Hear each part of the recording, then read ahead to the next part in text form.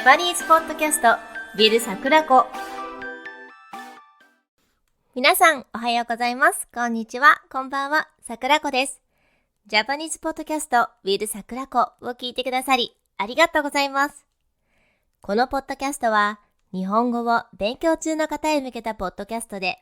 日本の文化や行事、食べ物や私の体験など日本の日常を日本語でお送りしています。この動画にはすべて漢字に振り仮名と英語の翻訳がついているので、リスニングやシャドーイングに活用してくださいね。11月は七五三の季節です。今回のテーマは七五三です。七五三は外国の方にとっては馴染みのない言葉だと思います。ですが、日本人の子供がいる人にとっては大切な行事です。七五三は数字の7と5と3の漢字を並べて七五三と読みます。七五三は日本の伝統的な行事で、子供の成長と健康を祝い、神社などでお祈りする儀式です。通常、数え年で男の子は3歳と5歳、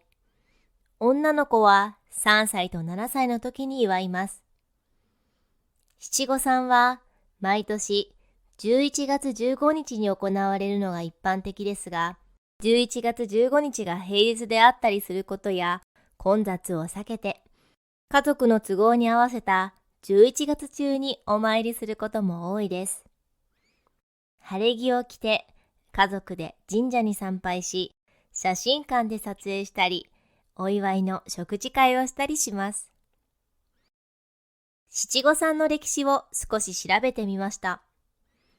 七五三の由来は、平安時代に貴族の間で行われた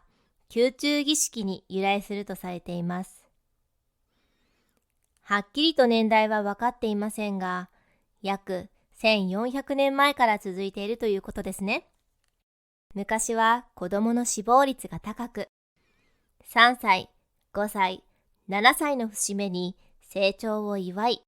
子供の長寿と幸福を祈願する行事が行われました。七五三では、男の子は羽織や袴、女の子は着物や帯を身につけ、家族で神社を訪れて健康や幸せを願います。七五三の時期や年齢については、一昔前と比べると自由度が高くなっています。例えば、性別を問わず、すべての年齢でお祝いをする。兄弟の年齢に合わせ、5歳の女の子や7歳の男の子もお祝いするというパターンも増えています。また、撮影や参拝の時期は、各家庭に合わせ柔軟に変更しても問題ありません。七五三は着物や羽織を着て写真撮影と神社への参拝がセットです。最近の写真スタジオでは撮影の予約をしたら着物のレンタルとその着物を着せてくれる着付け、そして撮影まで含めた料金でやってくれます。写真スタジオはその場でのレンタルになるので、自分で衣装を準備しなくても良いところが魅力です。そのため、着物や袴などの和装以外に、ドレスやタキシードなどの洋装も撮影することができます。料金は、撮影料は無料のところも多いですが、どんな衣装を着るか、どんな商品に印刷するかで価格は変わってきます。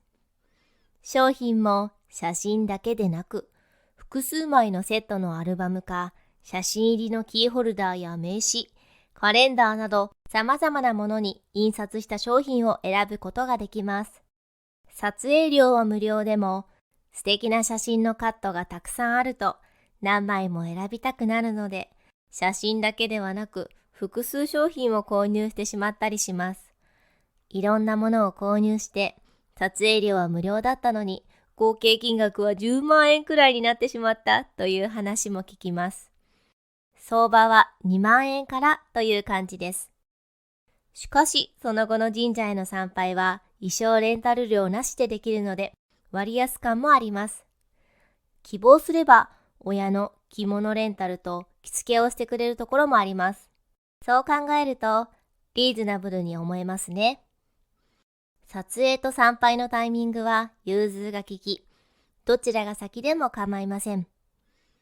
子供が疲れて寝てしまうこともあるので、先に晴れ着を着て写真スタジオで写真を撮ってから神社へ参拝に行くことが多いと思います。その他にも七五三の思い出を残すためにロケーション撮影があります。これは晴れ着の衣装やカメラマンの手配はすべて個人で行います。私はロケーション撮影を選びました。写真館での撮影もいいのですが、ロケーション撮影にした理由は3つあります。1つ目は、子供が生まれた時に幸せを祈願するお宮参りをした神社で撮りたかったこと。2つ目は、着物や袴などの晴れ着を子供の好みに合わせたものを選びたかったこと。3つ目は、家族との神社での自然なやりとりを写真に残したことの3つの理由からロケーション撮影にしました。写真スタジオだとたくさん衣装もあるんですが、日本全国七五三を祝う季節は11月なので、衣装や晴れ着はみんな順番に着ていきます。他の家の子が神社に参拝している間に写真撮影をしたら、その子が着ている衣装は着れないんです。私はインターネットで娘の着物と息子の袴のセットを選んでレンタルしました。衣装代だけで3万5千円くらい。地元の神社は個人のカメラマンを呼んで1万5千円くらいの合計5万円ほどで七五三の撮影ができました。子供が七五三の時はまだ自分も着物に興味がなかったのですが、そのレンタル衣装の着付けを YouTube を見て朝からせっせとやりましたよ。両家の子供のおじいちゃんおばあちゃんたちにも来てもらえてとても思い出になりました。手配や準備も大変で少しお金も多くかかりましたが、本当に素敵な写真を撮ってもらえたのでとても満足しています。手配した娘の草履が小さくて履けなくて、急遽母に私が七五三の時に履いた草履を持ってきてもらったりとハプニングもありましたが、それも思い出です。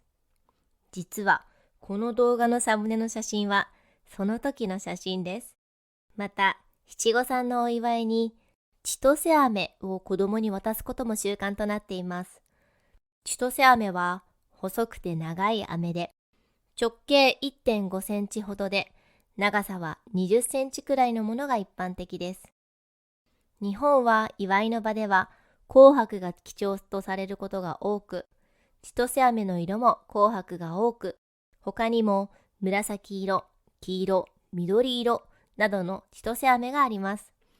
赤がいちご味、白がミルク味でバターベースの味付けになっていることが多く、とても美味しいです。写真で子供たちが持っている細長い袋は千歳飴の袋です。細く、長く、粘り強く、いつまでも健康で長生きしてほしいという子供の長寿と健康を願う意味が込められています。私が高校生の頃、千歳飴が大好きで、七五三は関係なく、普通にお菓子ショップに買いに行っていました。ちょっとサクサクしたような独特の食感で、とても美味しいんですよね。この七五三の頃しか出回らない商品なので、秋になるといろんなお店をチェックしていました。七五三という行事は現代でも家族の絆を深める大切な節目として多くの家庭で行われています。約1400年前からの行事が今も続いているのは驚きとともに感激しますよね。私も七五三の写真を見返すと子供の成長を喜ぶとともに、その時しか着れない晴れ着姿にほっこりします。節目節目のイベントを大切にしながら過ごしていきたいなと改めて思います。11月頃に日本の神社に行くと、七五三の子供たちを見ることができるかもしれません。神社散策と一緒に日本の行事に触れるきっかけになると嬉しいです。今回のお話はここまでです。皆さんの地域や国で子供に関する行事とかはありますか？ぜひコメントで教えてください。最後まで聞いてくれてありがとうございました。次回のポッドキャストでお会いしましょう。まったねー。